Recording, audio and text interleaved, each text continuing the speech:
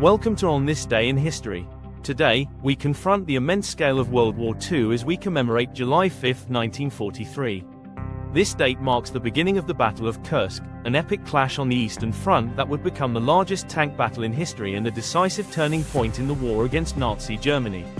It was here that the might of German armor met the Soviet Union's newly fortified defenses in a colossal struggle for supremacy that would determine the fate of the Eastern Front.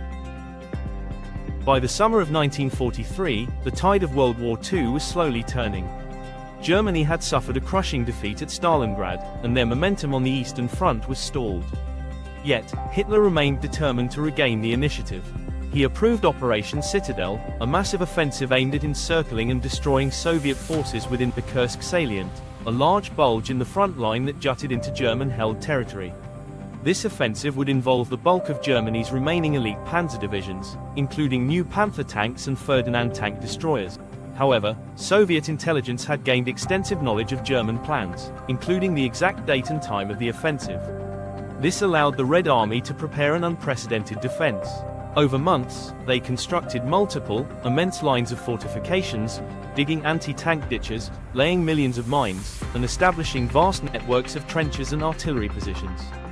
They amassed a colossal number of tanks, more than Germany, along with overwhelming artillery and air support, preparing a strategic, deep defense designed to absorb and break the German assault.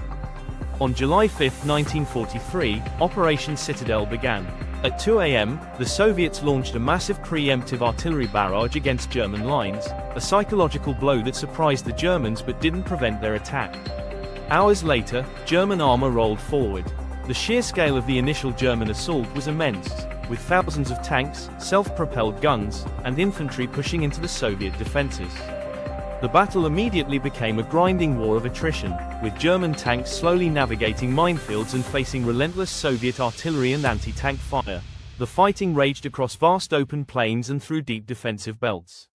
The battle reached its climax around the village of Prokhorovka on July 12, where the largest single tank engagement in history occurred. Thousands of tanks from both sides, German Tigers and Panthers against Soviet T-34s, collided in a brutal, close-quarters melee. Tanks literally ran over each other, and the battle was often fought at such close range that artillery fire became dangerous for friendly forces. The sheer intensity and scale of the armored combat were unprecedented. Despite inflicting heavy casualties, the German offensive failed to achieve its objectives. The Soviet defenses held. The German army, having committed its strategic reserves and suffered irreplaceable losses in tanks and experienced personnel, was forced to halt Operation Citadel. The Allies' invasion of Sicily on July 10 also diverted crucial German forces, making a continued offensive on the Eastern Front impossible. The Battle of Kursk marked a decisive strategic victory for the Soviet Union. It stripped the Wehrmacht of its strategic initiative on the Eastern Front, a role it would never regain. From this point forward, the Red Army held the operational advantage, launching a series of successful offensives that would steadily push the Germans back to Berlin. Kursk confirmed that the tide of World War II had irrevocably turned against Nazi Germany. The Battle of Kursk, beginning on July 5, 1943, stands as a monumental testament to the scale and brutality of the Eastern Front. It was a clash of titans, a brutal, unforgiving struggle where the fate of millions hung in the balance.